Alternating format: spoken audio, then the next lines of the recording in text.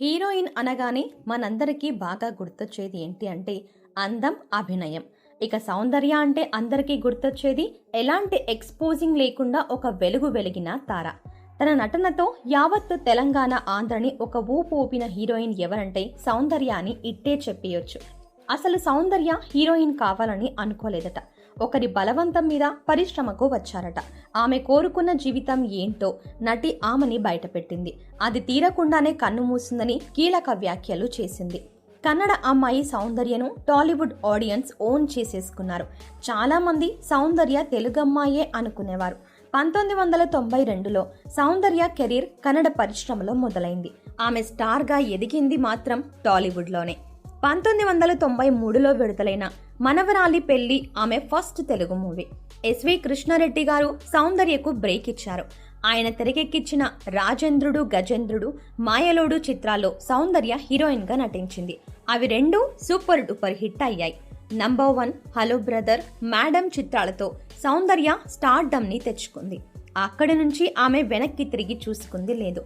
ఒక దశాబ్దం పాటు సౌందర్య సిల్వర్ స్క్రీన్ పై ఒక వెలుగు వెలిగింది. చిరంజీవి, నాగార్జున, బాలకృష్ణ, వెంకటేష్ వంటి టాప్ హీరోల సరసన నటించింది. అనూహ్యంగా 2004లో అందరినీ తీవ్ర విషాదంలో ముంచి కన్ను మూశారు.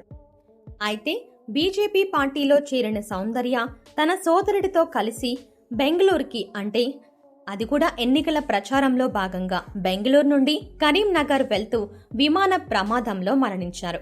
అభినవ సావిత్రిగా పేరు తెచ్చుకున్న సౌందర్య మరణం ఆమె అభిమానుల్ని శోకసంద్రంలో ముంచింది. 100కు పైగా చిత్రాల్లో నటించిన సౌందర్యకు అసలు నటి కావడం ఇష్టం లేదట. ఈ విషయాన్ని ఆమె క్లోజ్ ఫ్రెండ్ అయిన నటి ఆమని ఓ ఇంటర్వ్యూలో వెల్లడించింది. ఆమనికి సౌందర్య చాలా క్లోజ్.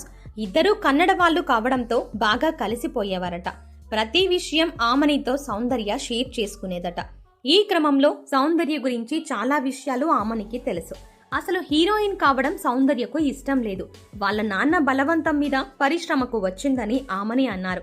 తండ్రి మరణించాక అన్నయ్యను అదే స్థాయిలో ఆమె గౌరవించారని ఆమని ఈ విషయాన్ని సైతం వెల్లడించారు.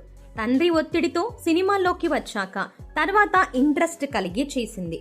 కానీ ఆమెకు సాధారణ జీవితం అంటేనే ఇష్టం. పెళ్లి చేసుకోవాలని, ఆ తర్వాత పిల్లల్ని కనాలి, గృహిణిగా ఉండాలి అనేది ఆమె కోరిక. నటిగా ఎంతో కీర్తి గడించిన సౌందర్య ఆ కోరిక తీరకుండానే వెళ్లిపోయిందని ఆమని తన ఆవేదనని ఈ రూపంలో వ్యక్తం చేశారు. 2003 ఏప్రిల్ నెలలో జి రఘు అనే వ్యక్తిని సౌందర్య గారు వివాహం చేసుకున్నారు. పెళ్లైన ఏడాదిలోపే మరణించింది.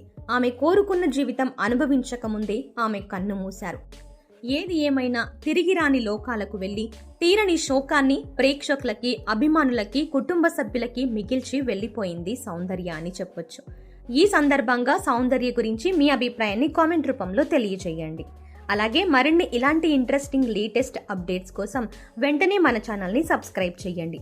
వీడియో నచ్చితే ఖచ్చితంగా లైక్ చేయండి. Thanks for watching.